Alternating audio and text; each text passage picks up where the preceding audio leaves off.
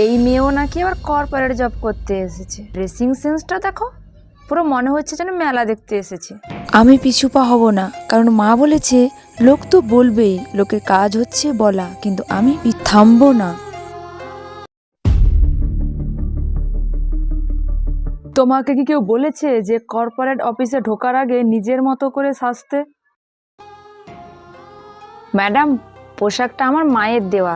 এখানে সেন্টিমেন্ট নয়, প্রফেশনালিজম লাগে। গ্রামের মেয়ে হয়ে তুমি এসব বুঝবে না।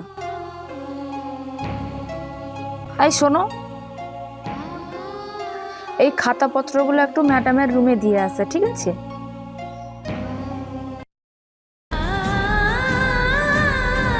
এই কাজ শুরু করে আমি কিন্তু নিজেকে প্রমাণ করবই।